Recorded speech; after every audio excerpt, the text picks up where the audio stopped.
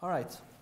There was one mistake over here. This, of course, this is not a vector equation, so there's no vector in this. I apologize for that. So this is gone. There was one good question. Someone, you wanted to ask a question at the back? Yes. Yes. I think there will be no acceleration in the y-direction. The coordinate system we use is fixed on the object. Okay. So this is a very important question now. Very important question. What he is saying, listen. What he is saying is this. He says, you put a coordinate system over here, and then you ask for the acceleration of this mass, but the acceleration or the velocity or the movement of this mass with respect to the coordinate system is actually 0. Isn't he right? Yes, he's right. The movement of the mass with respect to the coordinate system is 0. It's not moving. So he's telling me, what are you talking about? How can you write an acceleration with respect to this coordinate system? What do you say? He has a point. I still write an acceleration. I still talk about velocities, but the coordinate system, the movement of the mass with respect to the coordinate system is equal to 0. Very important point. What do you say? You lost concentration, right? See, that's what I'm talking about. Anyway, go ahead. What do you say to this? He says the acceleration of the mass with respect to the coordinate system is 0, which is correct.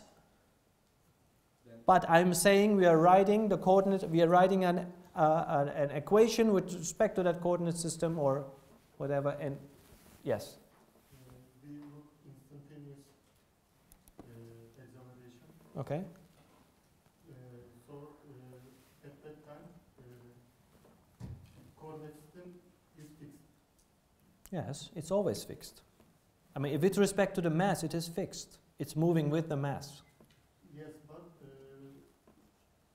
we look acceleration when instantaneous time. Yeah. At each instant, Yes. the movement of the mass with respect to the coordinate system is 0. At each instant. With respect to the mass, okay, it's fixed, but with respect to the hinge point. Yes, with respect to this point, the frame is moving. Okay, but the coordinate system is not here. Yes, But we can say so, which means I'm going to write the velocities and the accelerations with respect to that hinge point.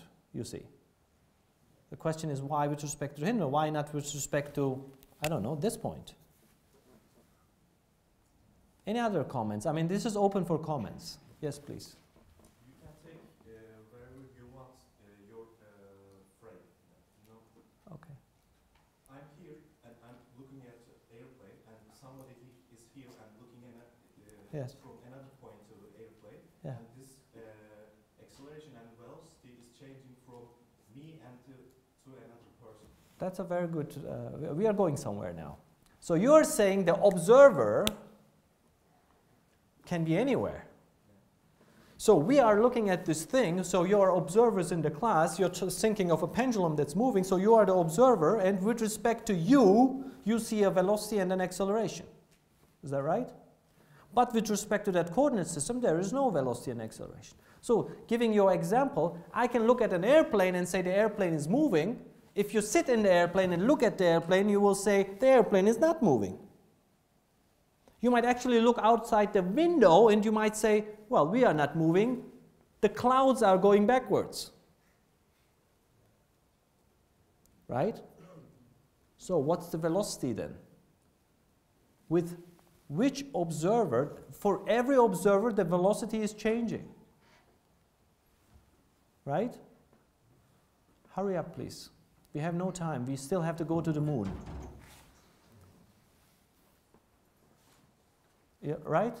The velocity of an object does change depending on the observer. In fact, let me give you an example. This is a very important point, and you fully have to understand this.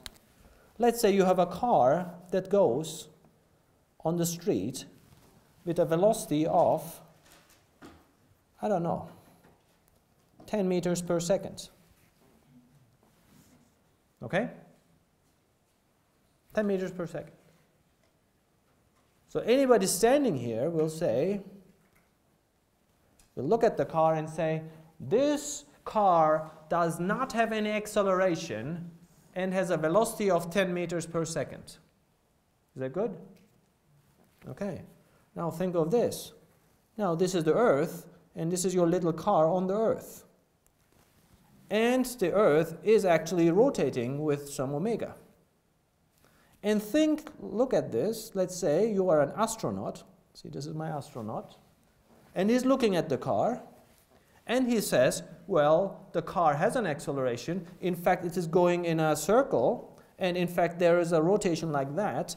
And because of the direction of the velocity vector is changing, of course there is acceleration. In fact, the velocity of the car is not 10 meters per second. It is this plus the rotation of the Earth. Wouldn't that make sense? So what is the velocity of this car? With respect to this guy, it is something else. With respect to this one, it is something else. In fact, if you sit in the car and close your eyes, you will say the car is not moving at all. Someone is vibrating the car. So the question is, what is the velocity of the car? Turns out the velocity of the car is different for every observer.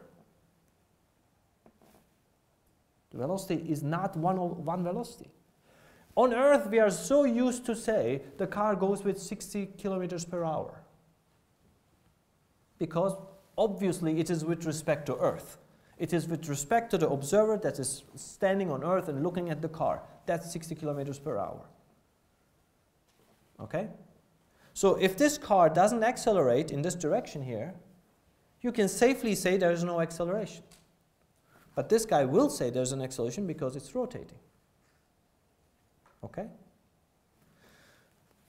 So velocity and acceleration, they do change with respect to the observer. They change with respect to the observer. Those observers we call reference frames.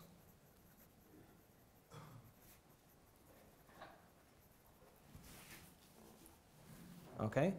We call these observers reference frames. And the velocity and the acceleration does change with respect to the reference frame.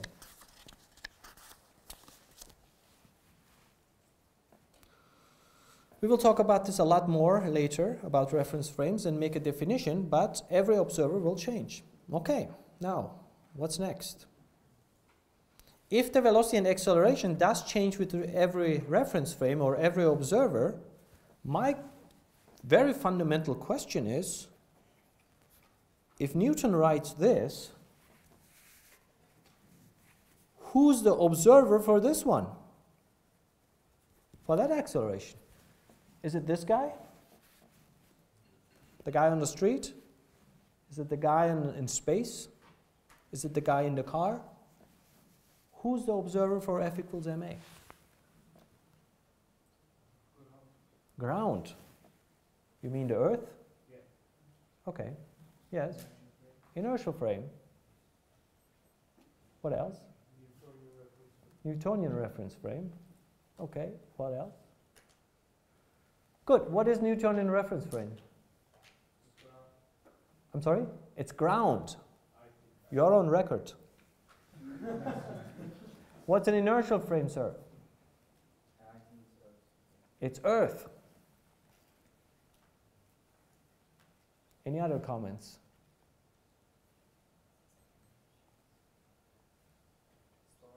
Stars.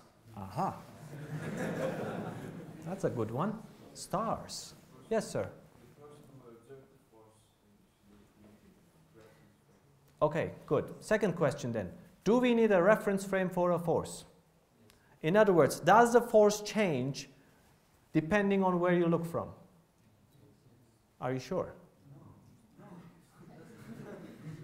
How many people think that the force will change based on an observer? Yes, sir. Because due to this example, we do not have force and acceleration for one frame, and we do have for another frame. Aha. So, that's very smart. He says the force and acceleration, because they have to match, right? The force, it must be equal to m times a. So if a is changing from observer to observer and the force is not changing, that doesn't make sense. So he says then the acceleration is changing, therefore the force must be changing based on an observer. I can tell you the opposite. I can tell you the force equals ma is only valid in one observer, is only valid for one observer, is only valid for one reference frame. For the rest, it is actually wrong. That might be, that's the same thing as kind of what you're saying in another way. You see what I'm saying? So, okay, let's put it this way. We are talking very fundamental things. You realize that, right? We are not talking flight mechanics at all.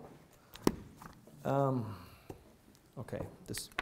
Let's say you have a car. Let's say you have a car. It's a horrible car. And someone is sitting in this car. Someone is sitting in this car, and he closes his eyes, and the car has a velocity of 10 meters per second, whatever. And if he closes his eye, he will say, I'm not moving, the car is not moving, we are all standing still. Okay? So that observer says he's not moving. An observer looking to the car will say, the car is moving with 10 meters per second, therefore the guy inside is also going 10 meters per second. Okay? Okay, let's say I'm pulling this guy now with a force. Okay? So this observer will see the force and say, hey, someone is pulling this guy. This guy inside will feel an acceleration and will say, oh, someone is pulling us. And someone from the top, from space, will also look at this and will say, hey, there's a force, someone is pulling the car. Doesn't matter if he's on Earth, but he's pulling it in this direction. So, what I'm trying to say is that force is a force, and it is not dependent on the reference frame. Please write that down. Forces and moments do not depend on reference frames. Force is a force. If I push this table,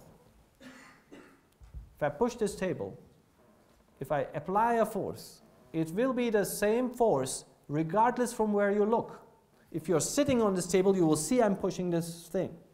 If you are in space, you will see the force. The force is a force. It does not depend on the observer. What depends on the observer is how this table will move. It will move, it will have different velocities and accelerations based on the observer. So motion, velocity and acceleration have reference frame, forces and moments have not. Not depend on the reference frame. Do not depend on reference frame or on the observer. Okay? Which brings me to my point that we just mentioned, that this must be true only in one reference frame, in basically for only one type of observer. This cannot be true for every observer. If the force is a force and it's not depending on the reference frame, this must be true for only one reference frame, for only one observer. Who is that observer? Inertial frame. Someone keeps saying inertial. Inertial frame. Okay, good. What is this inertial frame? What does it mean? Who is the observer? Where is the observer for the inertial frame?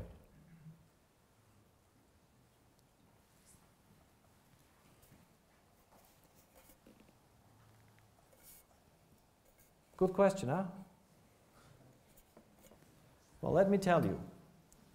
The inertial frame is the ultimate frame that Newton defined, and everything moves in that frame. Okay? The way he defined this was in the following way. He said, the Earth is rotating and moving. So might be other planets, maybe even the sun might be moving. We don't know. But, I mean, we know a lot of things now, but I just keep it that way. But there are distant stars, when I look around, they seem to be not moving. Okay, there are stars around us. They don't seem to be moving. And I am defining a frame. I call it the inertial frame or Newtonian frame, Newtonian inertial frame, whatever you want to call it. It is the frame that is defined with respect to these stationary stars, and the observer is the one who is looking from those stars onto the movement. Basically, someone who is fixed in space, this astronaut, who is fixed in space, looking down at a motion and saying, this car has certain velocity and certain acceleration. So everything else is moving with respect to the person who is fixed in space. Now, fixed in space is a very vague information, right? Who's fixed in space? We don't really know. Maybe the distant stars are moving together, the whole universe is moving, so we don't know that. But all we know is that there are some distant stars. It seems like we are all moving with respect to those stars. So therefore, the ultimate frame is a frame, a fixtures frame that we call inertial frame, that we fix with respect to those distant stars. So there's an observer who is fixed with respect to those distant stars. Distant stars mean stars that are far away. They seem to be not moving. Maybe if you really look close, maybe they're moving too. But when we look at the North Star or any of these stars, they seem to be not moving. And the observer of every acceleration and velocity has to be with respect to those distant stars. And therefore, F equals ma, this acceleration, is the acceleration with respect to someone observing a movement, a motion, from a distance, or it doesn't have to be a distance, but with respect to a point where he is fixed with respect to distant stars. So it's actually this guy who is fixed in space with respect to distant stars. What he sees is the actual velocity and acceleration. And that acceleration needs to come here, and that force is equal to m times ma, and this is only valid in the inertial frame. Basically an observer that is sitting outside. Okay? Now, of course, you might ask, if I say the car is going 10 meters per second, I'm obviously making an error because the Earth is rotating and the car is rotating as well. So I'm making an error by saying this is 10 meters per second. Yes, we are making an error. But that error is not significant enough so that this is still approximately valid still on Earth, although the Earth is rotating and the Earth is round. So we often make that approximation saying that the Earth is not rotating and the Earth is flat. And then you can write F equals ma for this problem for the observer who's sitting here. And that is just an approximation. Turns out that approximation, so if you write F equals ma for this observer who's sitting on Earth, if you're writing this equation with respect to this observer, so I'm going to ask this observer what's the velocity, what's the acceleration. He will tell me a velocity acceleration. I will use that force and that acceleration for F equals ma, and this equation still holds. It will be approximate. But it is good enough to be used on Earth for objects that don't move too fast, because if they are moving slowly, then it almost looks flat and the rotation of the Earth is not that significant for the problem. And you can still apply F equals ma, but you have to understand that this is an approximation. What I did in the past, I was giving students a homework. I can put it on the web, you don't have to submit it, and try to see the difference of how much error we make if you consider the rotation of the Earth and ignore the rotation of the Earth and still apply this formula, F equals ma, and see how big of a mistake you make, how big of an error you make by making that approximation, saying that the Earth is not rotating flat. Basically, it is the inertial frame. So the inertial frame is the one who is sitting here. He is sitting fixed with respect to distant stars, looks at the Earth, says the Earth is rotating and moving, tells you an acceleration, and then you can use F equals ma to find the force, or you find the force, find the acceleration, whatever. Or you can say, here's the person who's sitting on Earth, looking at the car, and he sees an acceleration, therefore the force. You apply F equals ma, and you have your own calculation of force or acceleration, whatever. And the error you make between the observer here and the observer here, it is good enough to be used in engineering applications on Earth. Is that clear? So F equals ma is not written for an observer on ground, whatever that means. You mean Earth. It's not the observer on Earth. It is the observer who is sitting in space, who is fixed with respect to distant stars, and that frame is called the inertial frame, and never forget that. Okay? Yes, sir. But the Earth also rotating around the Sun, and the speed is much more than 10 meters per second. Absolutely. You have to include it in your problem. And I will put that homework on the website. You don't have to submit it, but if you're really interested to see how big of an error we make in a problem like this, okay? So it's not a good approximation. Well, it seems to be working because we make airplanes using that. It is not a bad approximation. Listen, you are rotating with, listen, okay, this is the Sun, this is the Earth. So you're rotating like that. Is that right? Yes, as I remember, it's 37 meters. You will do it in the homework. You know, everyone will do it. The thing is, if you have a constant velocity, okay, it's a large velocity, but the distance is also very large. You see? The distance is very large. So the acceleration you have in this direction might be not as big as you think. Okay?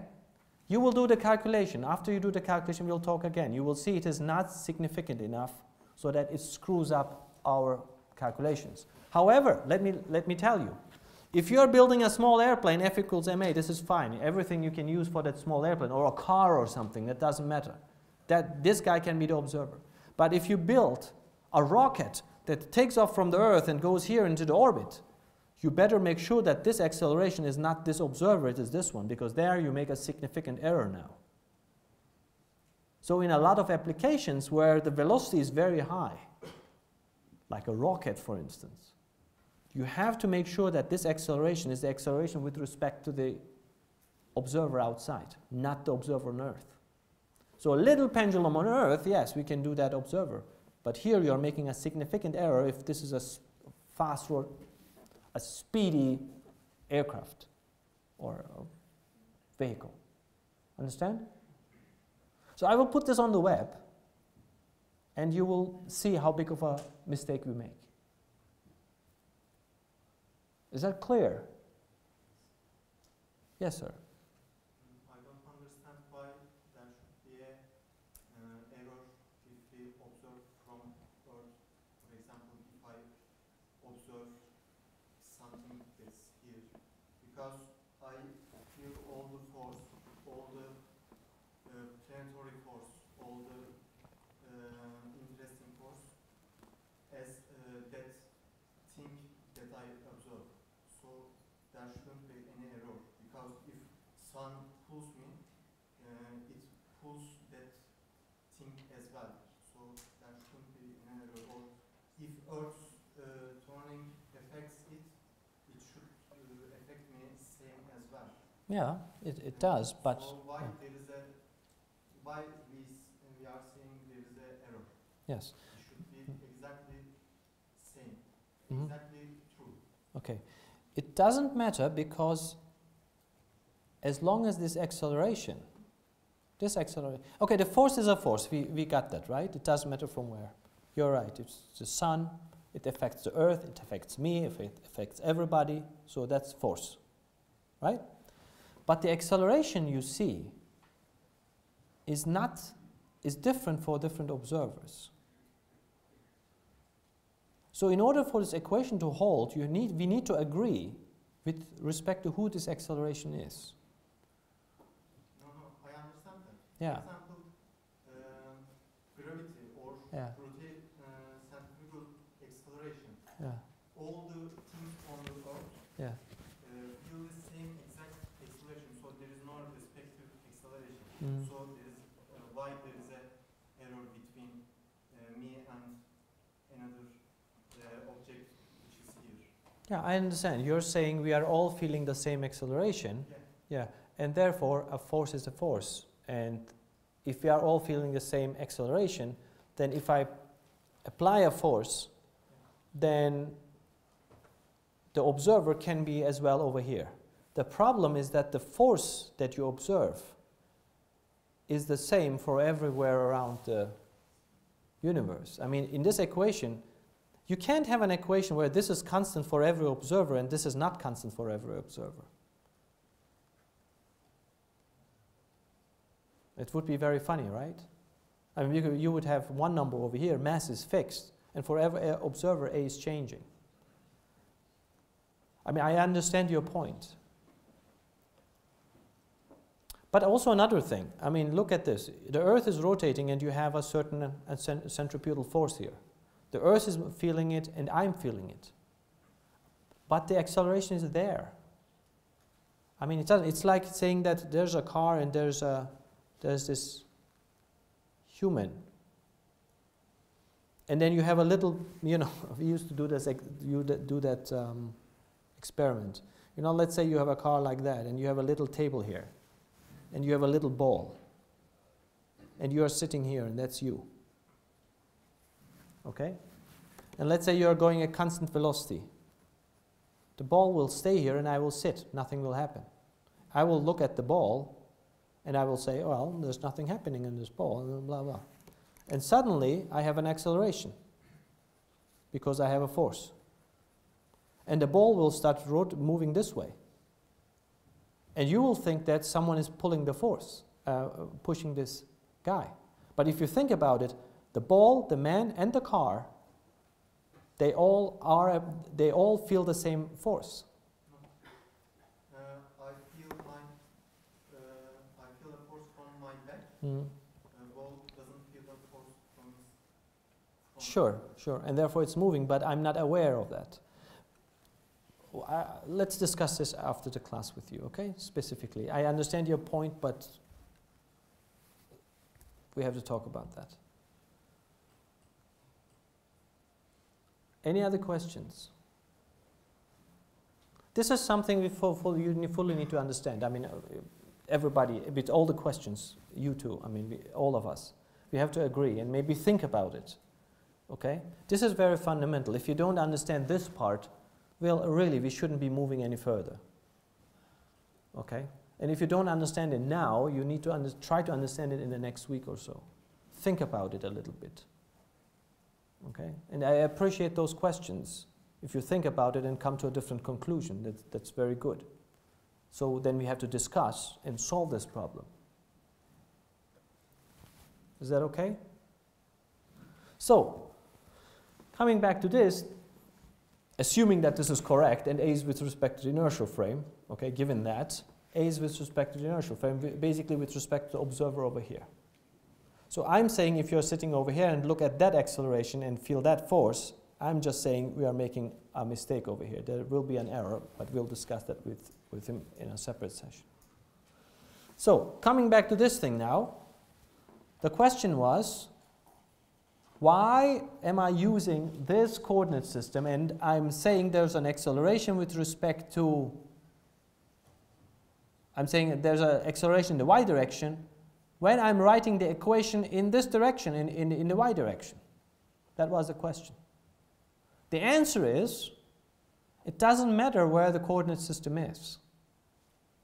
When I write f equals ma, by definition, A is with respect to the inertial frame, an observer outside. A guy who is sitting, or he or she sitting outside and looking at this phenomenon.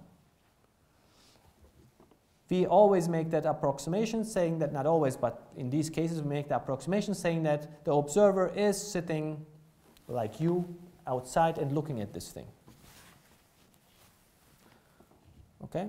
So you're sitting at this thing. So the observer for this problem is you, someone sitting on Earth. But this is the coordinate system. So we are writing this acceleration with respect to the observer who is sitting outside. So when I say I put a coordinate system over here and I'm writing the forces or the motion in the y direction, it doesn't mean that the observer is on the coordinate system. The observer doesn't have to be on the coordinate system. I can put a coordinate system anywhere I want. It is just something that helps me measure things or write things. It's just a device. It is not an observer. A coordinate system is not an observer. A coordinate system is just a coordinate system that you can attach anywhere. It can sit here, you can put it somewhere else, it can move, it can rotate. It's a coordinate. It's a measurement device. So I can write the velocity that I see from the outside, which is a vector, and there's only one velocity vector when I look at this from the outside. And I can write that velocity vector in any components I want. Or look at mg. We look from the outside, there's mg. So I can distribute this mg into y, x. I could have written another coordinate system and I can distribute it over there. I can put the coordinate system over here and still try to distribute mg. So coordinate system doesn't mean much. It is just a measurement device. But the guy who's observing means a lot because it is changing from place to place. Therefore, this acceleration, this is a vector equation. It can be written in any coordinate system. But the acceleration has to be in the inertial frame.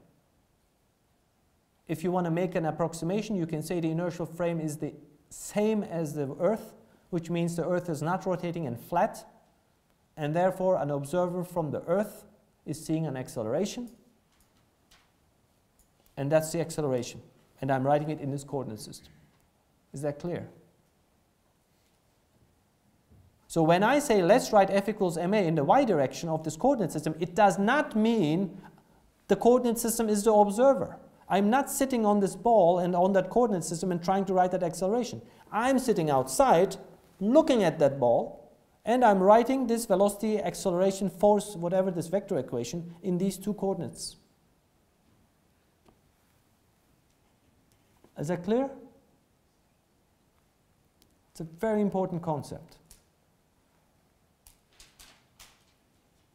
Because if I write the velocity of an airplane, we have to all agree with respect to who that velocity is. Is it with respect to the passenger? Is it with respect to someone looking at that airplane on the ground? Or is it someone sitting in space and looking at the airplane? You see? So it is very important to understand with respect to who that velocity or acceleration is written. And the coordinate system doesn't make a difference. The coordinate system is just there. There are two lines. They are just there to measure and show directions and things like that. The acceleration is still with respect to the inertial frame. Otherwise, this equation will not hold. Is that good? Does that answer your question now? Any questions? Okay, so let's continue with writing the equation in the other direction now that we didn't do. Okay, here it is. Okay, this was the equation we wrote and this was the equation in the y direction. Okay, and note that this theta dot is with respect to you, with respect to you as an observer. With an observer on the ball, the theta is not moving on. There's no theta. You just look at the ball is not moving. But looking from the outside, you can talk about theta dots and things like that. So you can do the very similar thing in the x direction now. Let's write this thing. Let me put it here in the x direction. In fact, I can do it like that. That would be better. So let's write the same thing in the x direction. Again, we'll start with F equals ma. Okay? So, what are the external forces that act in the x direction? Let's start with Wait. What is it? Minus mg sine theta. What else? Anything related to theta, to the tension? No, because it's in the y direction. But we have the friction, right? The friction will be in the opposite direction of theta dot. So if it's going upwards, it will be in the opposite direction, right? If it's going this way, if it's going in the x direction, if x is positive, it will be in the opposite direction. Therefore, a minus k times theta dot, that is the friction, is equal to m times the velocity in x. What is the velocity in x? I think I wrote that before. V is equal to omega times r. You might remember this from high school. So therefore, the velocity in the x direction, Vx, is equal to omega dot angular velocity times L, the radius. So it will be theta dot, no, not theta dot. This is Vx, but we need the acceleration. So the acceleration will be dVx dt. So it will be theta double dot times L. Double dot means two derivatives, okay? 2 times time derivative. Understand that, right? So theta dot is equal to d theta dt, and theta double dot is equal to d theta square dt square. Second derivative. So this will be m dot theta double dot times L. So that will be your, should be like that. This is your second equation in the x direction. Okay? So you have two equations. The other one was minus t plus mg cos theta is equal to m times theta 1 squared times L. So this was the second equation. Okay? You have two equations. One is in the x direction, one is in the y direction. This is one is in the y direction. All right? So these two equations we call equations of motion.